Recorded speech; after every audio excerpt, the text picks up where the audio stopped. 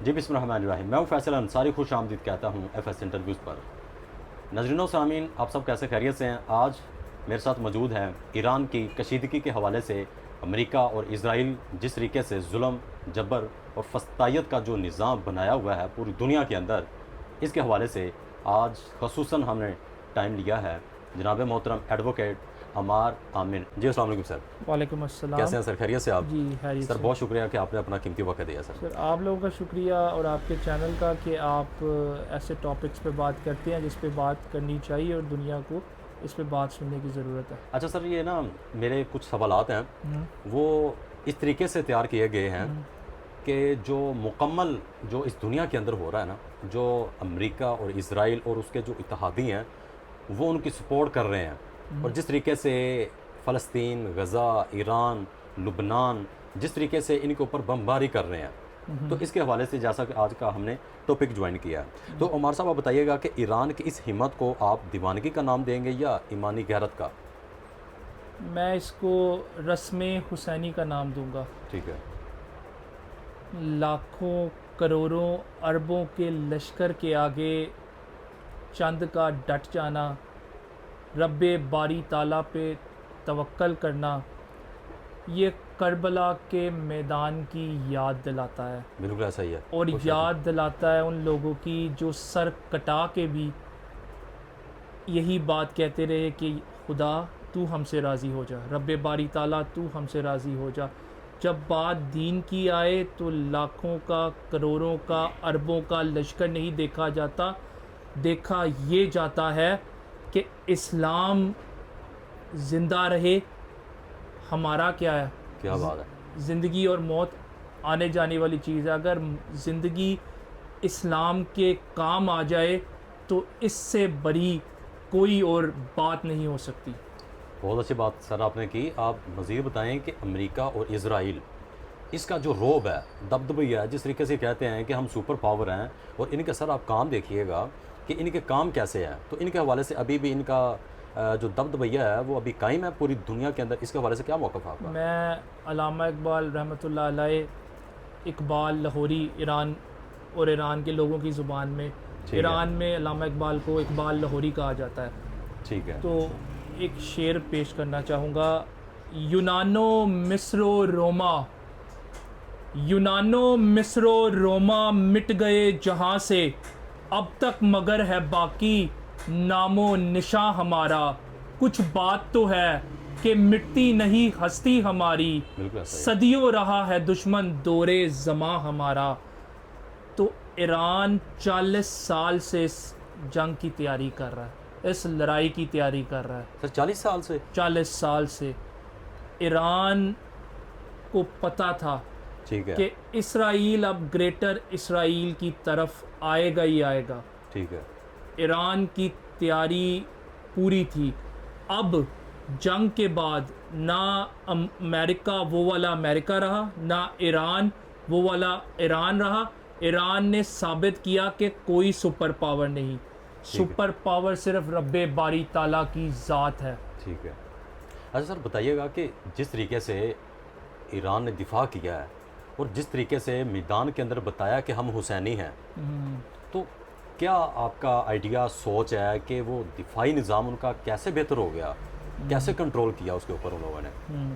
असल में ईरान ने एक ऐसी जंग की तैयारी की, अमेरिका के पास जदीद असला, जदीद टेक्नोलॉजी, दुनिया की जदीद technology, radar systems, missile catching radar systems बेहतरीन। ईरान ने एक लो कॉस्ट में उसका मुकाबला किया। ईरान ने ड्रोन्स के ज़रिए, सस्ते ड्रोन्स बना के उनको अहदाफ पे मुकम्मल तौर पे हिट किया, जिससे अमेरिका जो है वो परेशान होकर रह गया कि हम इतने पैसे अरबों डॉलर लगा के ईरान पे मिसाइल मार रहे हैं और ईरान चंद पैसों में तैयार करदा ड्रोन्स जो हैं हम उनको रोक नहीं पा रहे। वो जाके जो बाकी ममालिक हैं, अरबी ममालिक, उनमें अमरीकी अड्डों पे जाके हिट कर रहे हैं। उन लोगों ने कभी सोचा भी नहीं होगा कि शायद हमारे ऊपर भी हमला करेंगे। बिल्कुल ऐसे ही है, बिल्कुल ऐसे ही है। अच्छा बताइएगा कि इजराइल जो अपने आप को कहता है कि मेरे पास बहुत टेक्नोलॉजी है, तो जिस तरीके से उनको मुंह की खाना पड़ रही है, तो इसके हवाले से क्या मौक़िफ़ आपके, क्या राय है यार? सर असल में वो कहते हैं कि हम नाउज़ुबिल्लाह हम दुनिया के खुदा हैं। सर इसराइल दो नाम इसराइल जब तक वजूद में आया उससे लेके अब तक इसराइल वो दो नामों की दहशत याद करके सोता है और उठता है।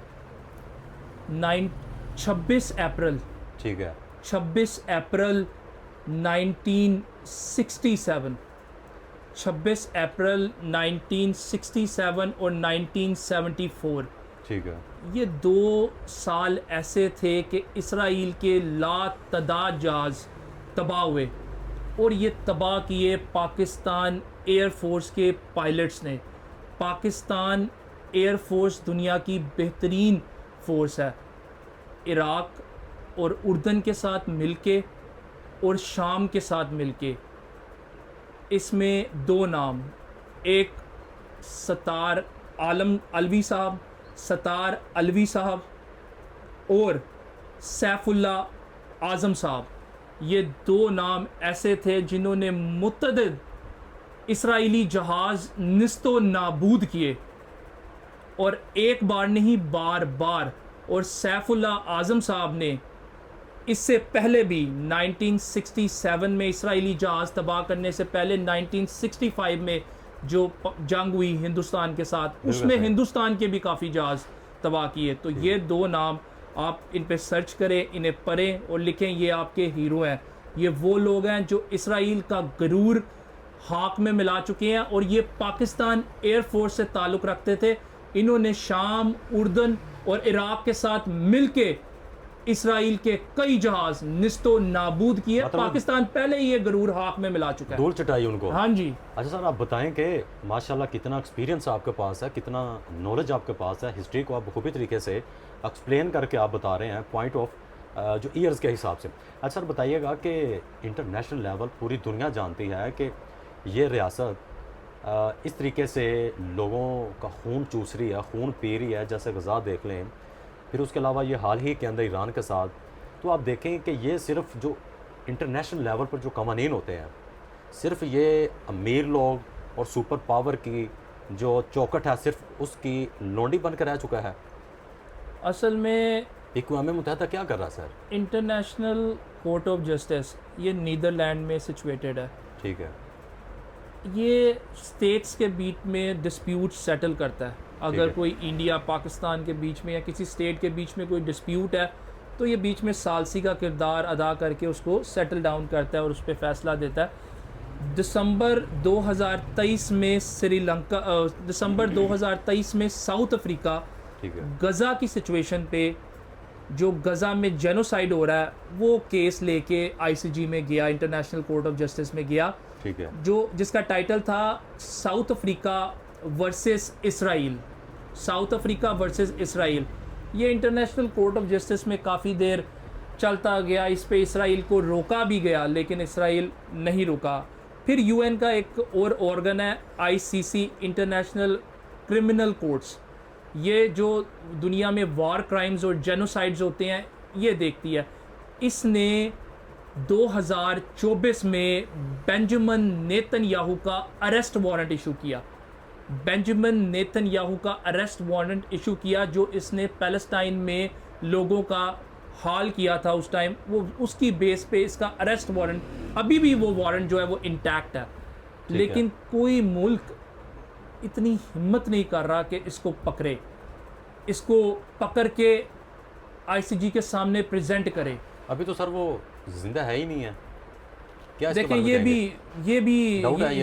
भी एक बहुत बड़ी बहस है कि वो जिंदा है या नहीं है। सर इंटरनेशनल लेवल पे मेरे ख्याल से तस्दीक हो चुकी है कि वो मर नहीं, चुका है। वो वीडियोस, कई एआई वीडियोस भी सामने आई बाद में, और वो ऐसे ही है। हाँ जी, वो जो इसने भी बनाई और फिर जो इसके रिवर्ट में भी बनी, वो भी एआई वीडियोस आई। तो इस पे अभी कोई कुछ कह नहीं सकता कि ये ज़िंदा है या मर गया। असल में इस अकेले के ज़िंदा या मरने से ये मामला नहीं ख़त्म होगा। ये एक सोच है, ठीक है, ये एक सोच है, ये सोच इस्लाम के अगेंस्ट सोच है, ठीक है, ये इस्लाम फोबिया के अगेंस्ट एक सोच बनाई गई है। ठीक है, हालांकि हमें तो इस्लाम ने ये सिखाया है कि दुश्मन भी आपके पास आ जाए तो उसकी भी इज्जत करो, उसका भी अदब करो, एहतराम उसका लाज़िम है, भी बिल्कुल। एहतराम करो और उसकी भी ऑनर करो।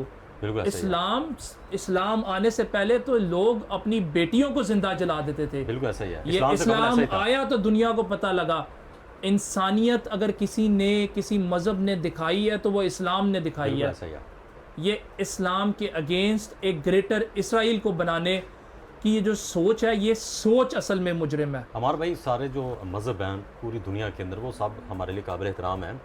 तो जैसा एक इस्लाम ने जिस तरीके से पहचान बताई, तरीक़ाकार बताया, जैसे मरने का, जीने का, रस्म व रवाज, तो वो बेहतरीन है। सर मज़ीद बताइएगा कि ईरान ने जिस तरीके से बहादुरी का मुजाहरा किया, वो एक बयान देते थे, जैसा कि ये हाल ही के अंदर आप देख लें कि ट्रंप है वो अपने डेली के पता नहीं कितने कितने यूटर्न ले लेता है। तो इसके हवाले से ईरान ने जो अपना मिशन लोगों को दिखाया खित्ते के अंदर, तो लोगों के लिए क्या सबक है? जो हमारे इस्लामिक ममालिक हैं, पाकिस्तान है, तुर्की है, तो उनको क्या सबक मिला है?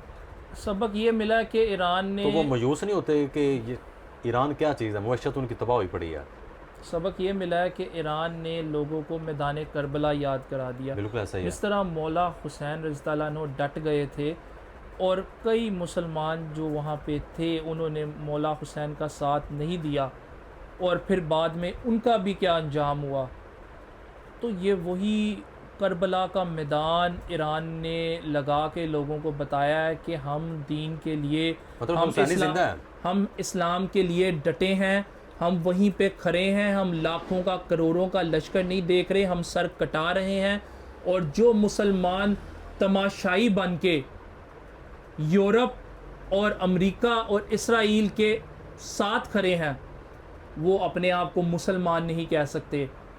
बिल्कुल ऐसा ही है। बड़े बड़े अरब मुल्क के एक स्कॉलर जिन्होंने कहा कि, ट्वीट किया बल्कि, कि अमेरिका ईरान पे जहन्नम के दरवाजे खोलेगा। ठीक है। तो तुम्हारा स्कॉलर होना, तुम्हारा कुरान की तिलावत करना, कुरान पढ़ना तुम्हें इस बात की इजाज़त देता है कि तुम एक यहूदो निसार को कहो कि मुसलमानों पे जहन्नम के दरवाजे खोल दे।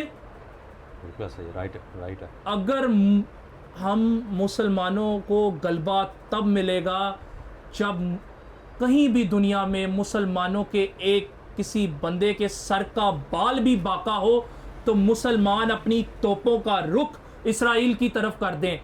फिर कोई सुपर पावर नहीं जो तुम्हें रोक ले। बस एक सुपर पावर है, वो है रब्बे बारी ताला की ज़ात। उस पे तवक्कल करो और फिर देखो कि आगे लश्कर हजारों का, लाखों का, करोड़ों का हो, तुम्हें समुंदर भी रास्ता दे देंगे। बिल्कुल ऐसा ही। अक्सर बताएं कि मशरक़ वस्ता का जो मौसम है, जो नक्शा है, ये हाल ही के अंदर जिस तरीके से जंग हुई है, ये नक्शा चेंज होने जा रहा है कि चेंज हो चुका है? सर ये चेंज हो चुका है। कैसे? अब अमेरिका की वो बात दुनिया में बात नहीं रही। अब आप देखें कि चाइना भी अमेरिका को उंगलियां दिखा रहा है। सर उल्टा रशिया, अपनाए हरमन से वो कह रहा है कि हमारी करेंसी से बिल्कुल ऐसे ही है, बिल्कुल ऐसे ही है। अब बगावतें उठेंगी। ठीक है। अब बगावतें ये उठेंगी। पेशेंट वही कर रहे हैं या नहीं, अब उठेंगी बगावतें। ये सारा कुछ होना है। एक बार मुसलमानों के हाथ से चीज़ें जानी है और फिर जाके आनी है। ये सब कुछ होना है। अब ये शुरुआत हो गई है, लेकिन ईरान ने जो बहादुरी का मुजाहिरा किया वो पूरी दुनिया के मुसलमानों के लिए, चाहे वो जिस मर्जी फिरके से ताल्लुक़ रखते हो, उनके लिए बाइस फ़ख्र बात है। कौन था जब फ़लस्तीन की रोते बच्चों को बमबारी की गई, बच्चों का सर, बच्चों का धर, बच्चों का जिस्म उनको अलग टुकड़ों में पड़ा था, इकट्ठा करके उन्हें दफनाते थे। कौन था जो उस पर आवाज़ उठाता? कौन था जो उस पर बोलता? ईरान ने तब भी मिसाइलों का रुख इसराइल की तरफ किया और इसराइल को याद कराया। इसराइल के अपने लोगों के मीडिया के बयान आते हैं, ना हम दिन में सो पाते हैं ना हम रात में सो पाते हैं। उल्टा बुज़दिल कौम है। दिन में हम शेल्टर होम्स में नीचे जो हमने शेल्टर के मकामात बनाए हुए हैं उनमें जाके छुप जाते हैं। रात को हमारे आसमान मिसाइलों की रोशनी से जगमग करते हैं। ईरानी मिसाइल, ईरान ने जहन्नम बना दिया इसराइल को, इसराइल के लोगों के लिए। ऐसे उमर साहब, आप तो हर चीज़ को हिला कर रख देते हैं जिस पॉइंट के ऊपर भी हम बात करें।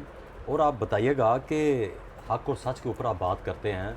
सोशल मीडिया पर इस वक्त आपको देखा जा रहा है, इंस्टाग्राम पर जितने भी सोशल प्लेटफॉर्म हैं, तो ये वायरल होने का क्या राज है? इसके पीछे स्टोरी कहानी क्या है? असल में ये कभी सोचा ही नहीं कि वायरल होना है या नहीं होना। बस ये सोचते हैं कि जहाँ पे कोई गलत बात हो, किसी के साथ जुल्म हो, किसी के साथ ज़्यादती हो, हम कम से कम हक़ की, ये सबसे कमज़ोर तरीन दर्जा जो होता है ना ईमान का, वो दिल में बुरा कहना। ठीक है ना। लेकिन हम चाहते हैं कि हम जहाँ पे जुल्म हो, ज़्यादती हो, उस पर बात करें और बिना डरे। हमारे साथ मौजूदा दौर के अंदर थ्रेड नहीं आपको आती? देखें जी, जो वकला होते हैं ना, ये हर पोस्ट आपकी देखते हैं, ईरान का आप दिफा कर रहे हैं। असल में जो वकला होते हैं ना, ये इन्होंने कसम खाई होती है, कानून की बालादस्ती की कसम खाई होती है। जब हम काला कोट पहनते हैं ना, तो हमारी पहली तरजीह यही होती है कि हम लोगों को हक और सच बात कहें और लोगों को इंसाफ लेके दें। ठीक है। हमसे कोई ऐसी बात ना हो जाए जो किसी की दिल आज़ारी करे या किसी के साथ नाइंसाफ़ी करे। ये काला कोट हमने माशरे में इसकी इमेज को बरकरार रखना है। जो हमें बरों ने एक विरसा दिया है, उस विरसे को लेके चलना है। हक और सच बात कहते हुए मेरे ज़हन में सिर्फ एक चीज़ होती है कि अगर हक और सच बात कहते हुए ये जान चली भी जाए तो ये जान 100 बार कुर्बान है दीन, इस्लाम और हक की बात से। ठीक है। ना हम इससे बाज आएंगे, ना हम इससे रुकेंगे, चाहे सांस रहे ना रहे, चाहे ज़िंदगी रहे ना रहे, जब तक जिएंगे, जितनी देर जिएंगे, जितनी देर सांस चलेगी, वकला हक और सच की बात करते रहेंगे। अच्छा सर, जिस तरीके से आपने देखा है कि अमेरिका पाकिस्तान आ चुका है, आया था पहले भी, अब भी इसके ऊपर बातचीत हो रही है, तो क्या ये लगता है ये मुज़ाकरात मुकम्मल हो जाएंगे या पलट कर वार इजराइल या अमेरिका दोबारा फिर करेगा खिते में? ये देखें जी, मैं इस पे एक बात कहना चाहूँगा कि देखें ना, ईरान, अमेरिका एक वाहिद मुल्क था जो बार बार, जिसको आपने इतना डैमेज किया कि वो हफ्तों से, दिनों से, महीनों से कह रहा है ऐसे ही है कि हमारे साथ बैठें, सुलह करें, बात करें। और ईरान इस बात पे कायम था कि हम सुलह नहीं करेंगे, हम इस पे बात नहीं करेंगे, अब फैसले मैदान जंग में होंगे। फिर पाकिस्तान बीच में आया। ठीक है। पाकिस्तान ने जो सिफारती कोशिशें अच्छा सर, इसमें ना एक अहम पॉइंट ये है कि ईरान को मुज़ाकरात के जो टेबल है उस पे चाइना लेके आया, पाकिस्तान लेके आया, कौन सी कंट्री लेकर आया? सर, इस पे सबसे पहले इसको मुज़ाकरात की टेबल में लाने की एफर्ट्स और सारा, ये सबसे पहले नंबर पे पाकिस्तान का है। ठीक है। वो वजह ये है कि जब ईरान इस बात पे कायम था कि हमने इनके साथ नहीं बैठना, हमने अपने लीडर का बदला लेना है। ठीक है। तो पाकिस्तान, हाँ, आयतुल्लाह खामनेई साहब का बदला लेना है। तो पाकिस्तान एक वाहिद मुल्क था जिसने कोशिशें की, बार बार ईरान के पास किया, बार बार ईरान को समझाया, और वो आखिर ईरान को अमेरिका के साथ एक टेबल पे बैठने के लिए मजबूर कर दिया और अमेरिका और ईरान को एक टेबल पे बिठा दिया। और 90% तक इनका जो एग्रीमेंट तय हो चुका था। ठीक है। सिर्फ 10% जो लेबनान में सीज़ फायर का मामला था, ठीक है, सही है, उसकी वजह से जो डिस्टर्बेंस हुई। लेकिन अब फिर पाकिस्तान, डोनाल्ड ट्रंप का इस पे बयान भी है कि वो कह रहा है कि हम, पाकिस्तान बिल्कुल करीब है, ठीक है, पाकिस्तान की एफर्ट्स बिल्कुल करीब है, ये फिर दोबारा इस्लामाबाद आएंगे इंशाल्लाह और ये बैठेंगे और इनकी सुलह होगी और इस जंग में फतह ईरान की है, इस्लाम की है। ठीक है। वो इसलिए कि एक सुपर पावर के खिलाफ, ऐसे ही है। जब आप देखें ना कि आगे वक्त के यजीद के साथ लड़े सर ना जब आप देखें ना आगे 10 बंदे वेपन्स के साथ खड़े हैं, ऐसे ही तो लोग बड़ा बड़ा बंदा हो ना तो वो पीछे का रुख कर लेता है। ऐसे ही है। किसी को सुपर पावर जिसके पास न्यूक्लियर बम्स हो, जिसके पास मिसाइलों की टेक्नोलॉजी हो, दुनिया जिसके का पास जदीद बेहतरीन एयरफोर्स हो, जिसके पास बेहतरीन नेवी हो, जिसके पास ऐसी सी टेक्नोलॉजी हो कि आपने वो सोचा भी ना और आप फिर भी गए लब्बैक या हुसैन, क्या बात है, माशाल्लाह। ऐसे ही है, आप फिर बिल्कुल भी ऐसे ही। गए लब्बैक या हुसैन, ये सर कट जाए या रह जाए परवाह नहीं, दीने इस्लाम रहना चाहिए। बिल्कुल तो सर। ऐसा मुल्क, ईरान की दलेरी और बहादुरी ये तारीख में लिखी जाएगी, और तारीख सिर्फ दलेरों को और बहादुरों को याद हमेशा रखती है, याद बुज़दिलों को कोई याद नहीं रखता। अच्छा सर, तीसरी आलमी जंग के करीब है या उससे पहले हालात बेहतर हो सकते हैं? सर मुल्क के हालात तो हर तरह से खराब से खराब तर है, सिर्फ पाकिस्तान की बात करें या दूसरे ममालिक की बात सब हर तरफ। ठीक आप नॉर्थ कोरिया ले लें, आप चाइना ले लें, करें? ठीक रशिया है। ले मतलब लें, कि यूरोप और एशिया के अंदर भी? जापान ले लें, हर तरफ टेंशन्स जो है वो पीक ठीक पे है, हैं। ठीक है। लोग तो बस इंतज़ार में है कि कहीं से खुदा न खास्ता एक न्यूक्लियर बम चले, इधर से 6 और छोड़ दें, उधर से 7 और छोड़ दें, ठीक है। 8 उधर छोड़ दें, 9 उधर छोड़ दें, इंडिया पाकिस्तान पे छोड़ दें, मतलब पाकिस्तान कि हर कोई इंडिया पे अपना छोड़ दिफा जी करने की कोशिश पूरा करेगा। पूरी। अब अगर न्यूक्लियर वार हुई तो इसमें दुनिया 10% या 20% रहेगी, बाकी सारी दुनिया तबाह हो जाएगी। ठीक है। क्योंकि न्यूक्लियर पावर्स जो वो नागासाकी पे और हिरोशिमा पे चले थे, वो लिटिल बॉय ठीक है। उसने इतना डैमेज किया था, और अब की टेक्नोलॉजी और उस वक्त की टेक्नोलॉजी, उस वक्त का न्यूक्लियर पावर और इस ज़मीन वक्त आसमान का फ़र्क है, इसमें ज़मीन और आसमान का फ़र्क नो है। डाउट है, नो डाउट है इसमें। ये सिर्फ एक सेफ्टी है, है। न्यूक्लियर पावर होना ये सिर्फ एक सेफ्टी है कि आप पे कोई हमला नहीं करेगा, आपकी तरफ कोई आएगा नहीं। ठीक है। अगर आप इसको एज अ डिस्ट्रक्शन यूज़ करोगे तो रहोगे आप भी नहीं, फिर सारी दुनिया का वजूद जो है ना वो बिल्कुल ऐसे ही। ख़त्म हो जाएगा। जी नाज़रीन, जैसा कि आपने आमिर एडवोकेट भाई की जो गुफ्तगू की है, इनकी जो बहादुरी है, उनको हमारी साइड से भी इस्लाम हम भेजते हैं, और अपनी राय से ज़रूर आगाह कीजिएगा और बताइएगा कि किस तरीके से हिस्ट्री को ख़ास तौर पर नज़दीक से आपको उसका जो पर्दा है वो हटाया है। अच्छा सर बताइएगा, आखिरी क्वेश्चन आपसे, कि देखने वाले जो हमारी ऑडियंस है उसको आप क्या मैसेज देना चाहते हैं? मैं उनको यही मैसेज दूंगा कि देखें, अगर ईरान की बात हो, पाकिस्तान की बात हो, किसी और मुल्क की बात हो, जब मुसलमानों पे बात आए और मुसलमानों पे जुल्म हो, जिस तरह फ़लस्तीन पे जुल्म हो रहा है, ऐसे ही है। अगर कोई उसके ख़िलाफ़ डट जाए, जिस तरह ईरान डट गया है, तो उसका साथ दें, उसको बुरा भला ना कहें, फ़िरके वारियत में ना पड़ें। हम मुसलमान हैं, हमारी ताकत ये है कि हम एक हैं। अगर हम एक हैं, एक सफ़ में करें हैं, तो कोई सुपर पावर हमारा रास्ता नहीं रोक सकती। बिल्कुल ऐसे ही है। अगर हम अलहदा हैं तो हम कुछ भी नहीं कर सकते। ये उंगलियां अगर एक एक करके तो इसकी कोई ताकत नहीं, जब ये कटी हों तो ये एक ताकत बन जाती हैं, ये एक पंच बन जाती हैं। जब आप किसी को हिट करोगे तो उसको लगेगा पता कि आपने उसे हिट किया है। इसी तरह मुसलमान जब इकट्ठे होंगे और वो किसी को हिट करेंगे तो कोई सुपर पावर रेजिस्ट नहीं कर सकती मुसलमानों को। तो मुसलमानों एज अ मुसलमान आप सब एक छत के नीचे इकट्ठे हों, एक जगह बैठें, और यही आपकी जीत है और यही इसराइल की हार है। जी सर, बहुत शुक्रिया सर आपके कीमती वक्त का। नाजरीन, जैसा कि अमार साहब ने वजाहत तरीके से हर केस के ऊपर रोशनी डाली है, तो आप मज़ीद बताइएगा कि आने वाले वक्त में इस खित्ते के हवाले से अमेरिका, इजराइल और ईरान, रशिया और चाइना और पाकिस्तान क्या करने जा रहे हैं। इसी के साथ अपने मेज़बान फैसल अंसारी को, कैमरामैन सलाम अंसारी के साथ इजाज़त दीजिए। फ़ी ईमान अल्लाह। पाकिस्तान जिंदाबाद।